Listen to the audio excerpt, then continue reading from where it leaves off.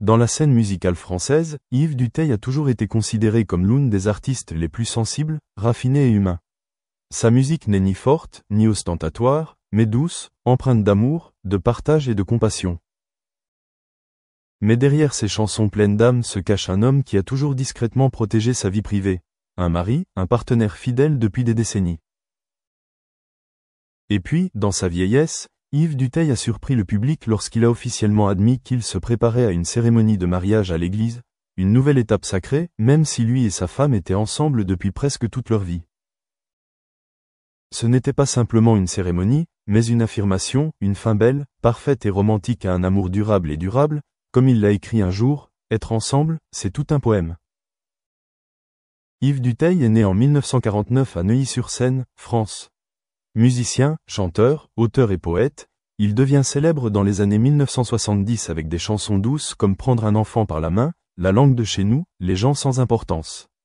Tout au long de sa carrière, Yves conserve toujours une image discrète, humble, vivant tranquillement à l'écart des projecteurs. Mais derrière cette lumière se cache une vie amoureuse rare. Lui et sa femme bien-aimée, Noël, sont ensemble depuis plus de 4 décennies. Ils ont traversé ensemble les hauts et les bas de la vie, surmontant la maladie, les difficultés, les pertes et choisissant toujours de rester ensemble. Nous nous aimons depuis que nous sommes très jeunes. Mais le meilleur, c'est que l'amour ne s'estompe jamais avec le temps. Au contraire, c'est comme le vieux vin. Plus il vieillit, plus il devient précieux, a confié Yves dans une rare interview. Même s'il avait vécu comme mari et femme pendant de nombreuses années, il n'avait jamais célébré de cérémonie officielle à l'église. La raison n'est pas le manque d'amour, mais parce qu'ils ont toujours le sentiment que le lien entre deux âmes est plus important que toute forme. Cependant, au fil du temps, tous deux commencèrent à réfléchir au caractère sacré d'une promesse devant Dieu. Nous voulons faire cela non pas pour prouver quoi que ce soit à personne, mais pour réaffirmer ensemble à nous-mêmes, que nous sommes un, pour toujours, a déclaré Yves. Il a révélé que lui et sa femme se sont rendus dans la petite église de campagne où ils vivaient, ont parlé au prêtre et ont commencé à se préparer pour la cérémonie. Pour Yves, un mariage à l'église n'est pas seulement une cérémonie religieuse, mais aussi la fin parfaite d'un long voyage d'amour. C'est une réaffirmation de la foi, de la loyauté et de l'engagement à rester fidèle, même lorsque les cheveux deviennent gris. Ce qui a touché beaucoup de gens, c'est la façon dont Yves Dutheil a partagé ce bonheur avec un regard d'enfant, comme un garçon qui tombe amoureux pour la première fois. Il a déclaré qu'il appréciait chaque étape des préparatifs, du choix de la chanson de mariage, à l'écriture des vœux, jusqu'au choix d'une tenue simple mais significative. Nous n'avons pas besoin d'une robe de mariée sophistiquée ou de fleurs chères. Tout ce dont j'avais besoin, c'était de la main de Noël, de ses yeux me regardant comme au premier jour. De nombreuses personnes ont été émues d'apprendre qu'Yves avait personnellement écrit une nouvelle chanson, spécialement pour le mariage, comme cadeau spirituel pour sa partenaire de vie. La chanson, comme il l'a décrit, était sa dernière lettre d'amour, une chanson d'amour dédiée à l'amour de sa vie. Le mariage s'est déroulé dans un cadre rustique, une petite vieille église, des amis proches, quelques membres de la famille, pas de journalistes, pas de médias. Mais c'est cette simplicité qui a rendu la cérémonie si émouvante et sincère. Dans son court discours, Yves n'a pas pu retenir ses larmes en disant « J'ai écrit des milliers de chansons, mais aujourd'hui je veux juste dire une chose. Merci d'avoir toujours choisi de m'aimer, même quand je ne le méritais pas. » Noël, la femme qui se tenait toujours derrière l'auréole de son mari, sourit également doucement et ne dit qu'une seule phrase. Nous ne nous sommes pas mariés pour commencer, mais pour continuer, jusqu'à la fin. L'histoire des Yves Dutheil est un témoignage de vérité. L'amour n'est jamais trop tard pour s'affirmer.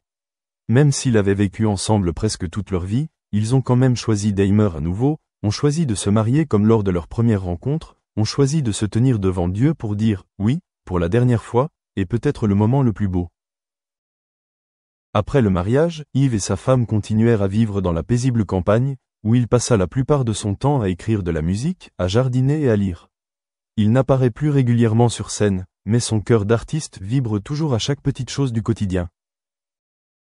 À une époque où l'amour est parfois facilement remplacé par l'habitude, la commodité ou les désirs passagers, l'histoire des Yves Dutheil et de sa femme Noël est comme une mélodie tranquille au milieu de l'agitation. C'est la preuve que le véritable amour peut durer, que les gens peuvent encore s'accrocher les uns aux autres pour la vie.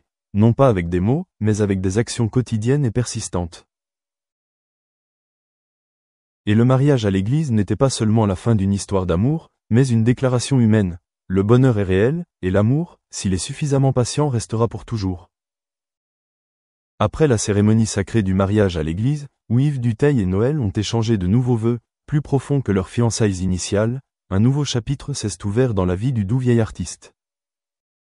Pas un chapitre de projets musicaux célèbres, pas un chapitre de gloire sur scène, mais un chapitre de paix, de tranquillité et de plénitude. Share 3 approaches that any institution can introduce and emulate to help you, your colleagues, and students thrive in this digital age. So after John's shared his ideas, I know that I've already got two people who have told us that they'd also like to come and speak.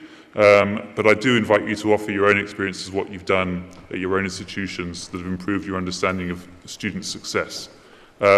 So please join us now for welcoming for the next sort of 35 minutes, Mr. John Schwartz. Thank you, John.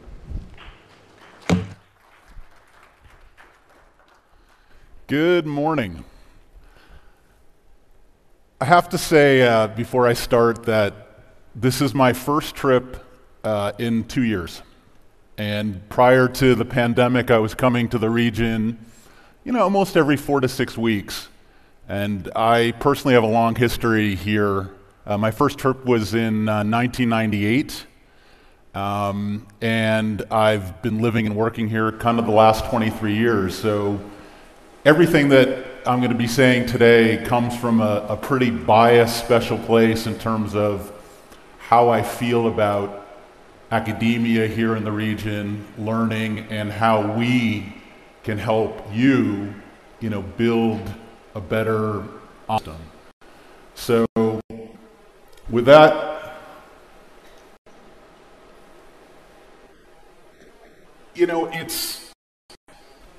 and I've heard this a lot in the last couple of days, the pandemic was the biggest inflection point and has made our job and my colleague from Coursera, much easier, right? We were evangelizing online digital learning and its efficacy, and honestly, a lot of universities and institutions, they were interested, but I wouldn't say they were aggressively pursuing it. And there's no surprise there. Even Harvard and MIT, our founders, everybody was a little bit slow to pull the trigger, but then, as I just heard my colleagues say, in less than 3 weeks, the entire world flipped a switch and went online. And so now we see this kind of scream, how do we beef up our online programs? What are the resources we have to allocate? What kind of professors' time do we have to allocate? What kind of money are we going to need to throw at this? And today is meant to be kind of a constructive way to really simplify what's becoming, a growing problem. But I will say this, and I'm starting to hear this more now, if we don't collectively switch the way we think and be open to the changes that are happening in the world